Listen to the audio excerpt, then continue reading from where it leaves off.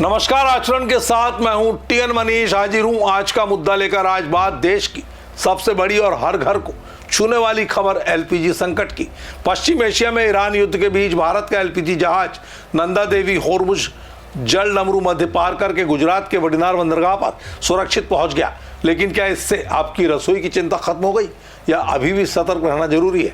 आज इसी मुद्दे को 360 डिग्री एंगल से समझेंगे। फैक्ट, असर और समाधान के साथ शुरू करते हैं आज का मुद्दा। मिडिल ईस्ट में जारी जंग के बीच स्टेट ऑफ हॉर्मोज से भारत में एलपीजी की आपूर्ति होना शुरू हो गई है। भारत के दो जहाज शिवालिक और नंदा देवी भारत पहुंच चुके हैं। शिवालिक के बाद मंगलवार सुबह नंदा देवी भी भारत आ चुका है। जामनगर के वाडीनार पोर्ट पर मंगलवार सुबह एक बड़ा एलपीजी कार्गो लेकर जहाज एमटी नंदा देवी पहुंचा।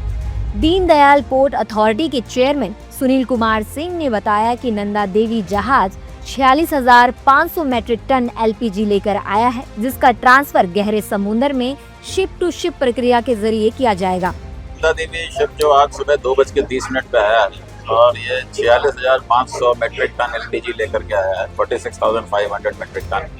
और यहाँ पे ये इसका शिप टू शिप ऑपरेशन होगा। ये वेसल एंकरेज एरिया में हाई सीज में ये ऑपरेशन होगा, ट्रांसफर होगा। जो डॉटर वेसल है बीडब्ल्यू बर्च वो भी आ चुका है। उसको साइड में प्लेस करने के लिए जो इक्विपमेंट्स लगते हैं, फेंडर्स वगैरह, वो भी पहुँच गए हैं। तो वो अरेंजमेंट चल रहा है और अगले 1 से 1.5 घंटे में ये एक दूसरे से कपल हो जाएंगे। तो करीब 2 बजे तक ये ऑपरेशन शुरू हो जाएगा ट्रांसफर का। और उसके बाद बीडब्ल्यू बर्च का जो अभी प्लान है वो ये है कि वो eastern part of the country में एलपीजी लेके जाएगा। नंदा देवी के आने पर राजनीतिक प्रतिक्रियाएं भी आ रही हैं। एनडीए नेता शिवालिक और नंदा देवी के आने को केंद्र सरकार की कूटनीति बता रहे हैं। देखिए, ये दो शिवालिक और नंदा देवी का आना, ये कहीं न कहीं जो विपक्ष का लगातार आरोप है कि ईरान और भारत के रिश्ते बहुत अच्छे नहीं हैं, स्ट्रेट ऑफ हॉर्मुज से इन दो जहाज़ों को भारत पहुंचने की अनुमति देना और भारत के रवैये को संतुलित बताना, ये साबित करता है कि भारतीय डिप्लोमेसी का जादू पूरी दुनिया पर सर चढ़कर बोल रहा है।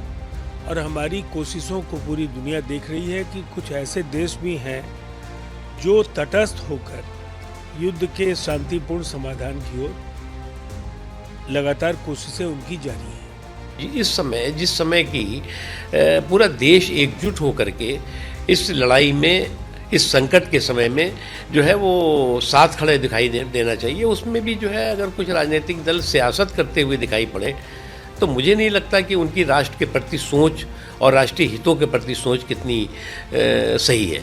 जहाँ तक सवाल है, जो सरकार है उसकी सरकार की प्राथमिकता हमेशा ये रही है कि ये जो संकट का सागर है उससे अमन का अमृत जल्द से जल्द निकले।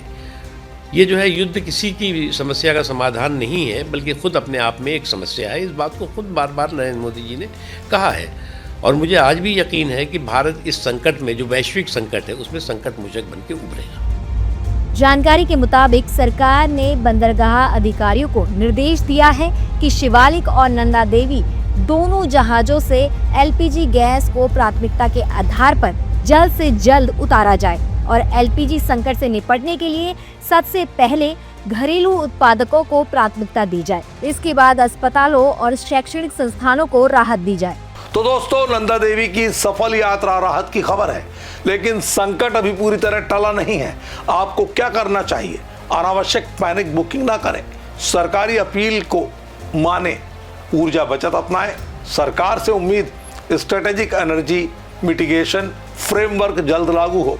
आज के मुद्दे में इतना ही। मुझे दीजिए इजाजत। आप देखते रहिए आचरण न्यूज। नमस्कार। देश दुनिया की सभी खबरें देखने के लिए जुड़े रहिए आचरण न्यूज से। आचरण न्यूज, हर कदम आपके साथ।